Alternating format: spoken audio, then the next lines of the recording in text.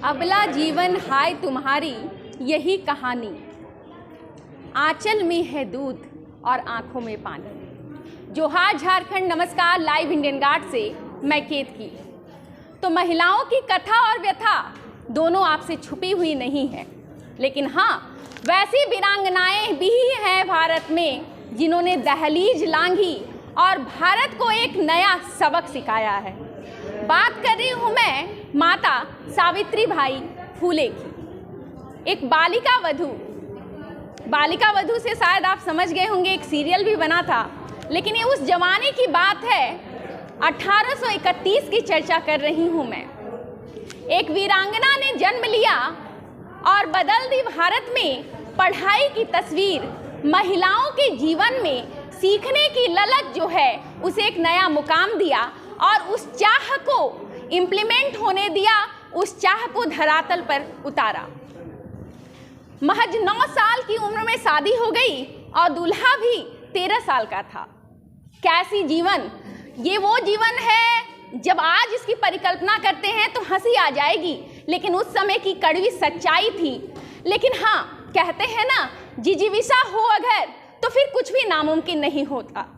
पढ़ने की चाहती पति ने समझा और उसके बाद भारत की पहली महिला शिक्षक माता सावित्रीबाई के रूप में मिली और आज काफ़ी कुछ बदल गया है। नारी कंधे से कंधा मिलाकर चल रही है और आज इसी दिन को सेलिब्रेट किया गया। हालांकि 3 जनवरी को जयंती मनाई गई, लेकिन आज सैटरडे है और डिपार्टमेंट ऑफ हिंदी ने 2024 में ओपन माइक का सेशन हर सैटरडे को ऑर्गेनाइज करने का रखा हुआ है।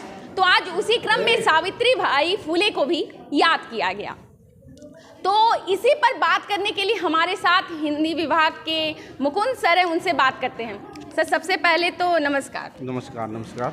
सर, माता सावित्रीबाई फुले को आज सेलिब्रेट किया गया, उनकी जयंती को मनाई गई, क्या कहेंगे?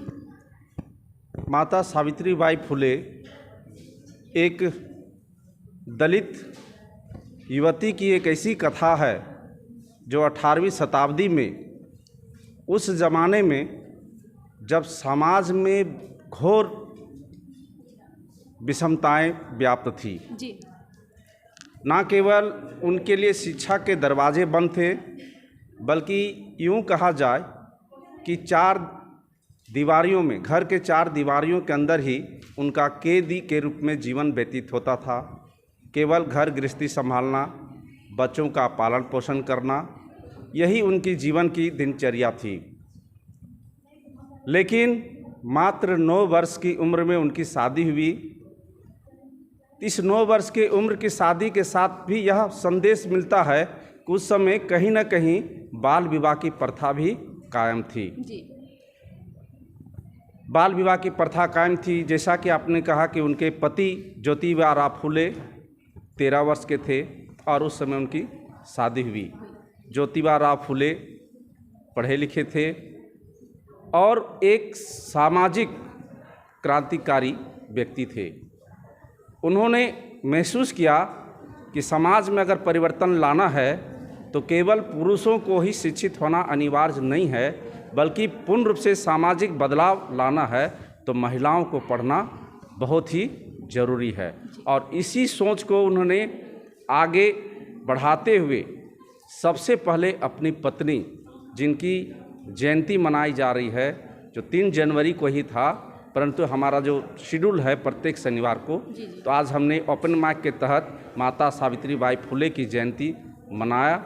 तो ज्योतिबा राव फुले ने पहले अपनी पत्नी को पढ़ाया और उनके माध्यम से समाज में जो छोटे छोटे बच्चियां थीं, उन बच्चियों को एकत्रित कर उन्होंने शिक्षित करने का काम किया। और उन बच्चियों को पढ़ाने के दरमियान समाज के बहुत सारे ऐसे ठेकेदार थे जिन्हें यह गवारा नहीं था कि समाज में स्त्रियां भी पढ़ लिख करके पुरुषों के बराबर शामिल हो जाए।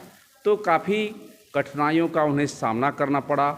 ऐसा भी कहा जाता है कि जब सावित्रीबाई फुले अपने घर से विद्यालय में या गांव में बच्चियों को पढ़ाने के लिए निकलते थे, तब वह अपनी थैली में 2 साड़ियाँ लेकर निकलती थी, क्योंकि रास्ते में लोग उनके ऊपर कीचड़ फेंका करते थे, पत्थरों से उन्हें मारा करते थे, ताकि ये इनका जो पढ़ाने का जो मिशन है, वो जुनून है, कहीं न कहीं वह रुक जाए।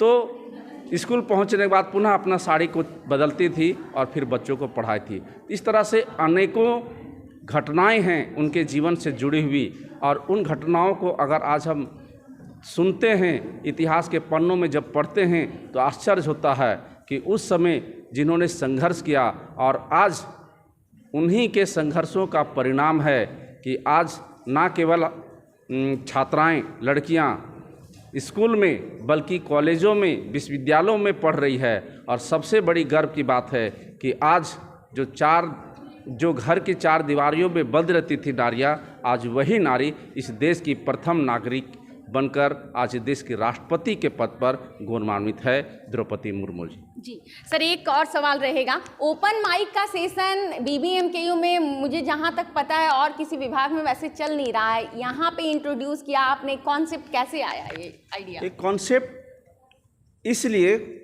कि केवल हम क्लास में बच्चों को पढ़ाते हैं और विषय वस्तु से ही बातें करते हैं जी। और जब कभी कोई कार्यक्रम हम लोग करते हैं, उन कार्यक्रमों में हमें यह पता ही नहीं चल पाता है कि किन बच्चों और बच्चियों के अंदर किस तरह की प्रतिभाएं हैं। तो अगर इस तरह का अगर प्लेटफॉर्म हम करें, इन प्लेटफॉर्म पर उनको आमंत्रित करें और उनसे उनके अंदर की छिपी हुई प्रतिभाओं को अगर परखें, तो निश्चित रूप से इन्हीं छात्र छात्राओं के बीच से कोहिनूर छुपा हुआ है, एक हीरा छुपा हुआ है, जिसे सिर्फ तराशने की ज़रूरत है, और वे इससे भी अपने जीवन को, अपने भविष्य का निर्माण कर सकती है। इसीलिए हमने यह मंच तैयार किया है, और ये 2-3 सैटरडे का, शनिवार का जो कार्यक्रम के तहत हमें 2-4 बच्चियां ऐसी मिली हैं जिनका गाने का स्वर, जिनका बोलने का अंदाज, जिनकी और भी उसके अंदर पेंटिंग, इस तरह की प्रतिभाएं देखने को मिल रही है। और मुझे लगता है कि इस क्षेत्र में भी अगर अच्छे तरीके से उसे मोटिवेशनल किया जाए, मोटिवेट किया जाए, तो उस क्षेत्र से भी अपने भविष्य को वो निर्माण कर सकती है, भविष्य को बना सकती है। Thank you sir. तो कहानी सावित्री बाई की आपने सुनी, और कुछ हमारे चैनल के डिफरेंट सेगमेंट में भी आप देख सकते हैं जो आज के छात्र छात्राओं की प्रस्तुति है। सावित्री दुर्गा और काली का रूप है। हाँ, नए जमाने की 1831 की बात कर रही हूँ मैं। ये जीती जागती देवी है, क्योंकि इसे देखा गया है एक समाज में, इतिहास में आपने पढ़ा है, दुर्गा और काली को केवल पूजा जाता है, लेकिन जब जीवंत उदाहरण सामने आता है तो मुझे लगता है हमें सीखने में देर नहीं करनी चाहिए। आज भी कहते हैं कि अगर कोई एक पुरुष पढ़ता है तो केवल वो पढ़ाई करता है, ज्ञान अर्जित करता है, लेकिन एक महिला या स्त्री जब ज्ञान हासिल करती है तो पूरी जनरेशन उस ज्ञान को प्राप्त करती है, क्योंकि वही स्त्री माँ बनकर आगे अपने बच्चों को भी पढ़ाती है। तो खैर, कहानियाँ, जीवंत उदाहरण बहुत सारे ऐसे हैं जिनसे हम सीख ले सकते हैं। आज हिंदी विभाग ने सावित्री को पूजा, उनके विचारों से सीख ली। खैर, तमाम अपडेट्स लेकर आती रहूंगी मैं, आप बने रहें हमारे साथ।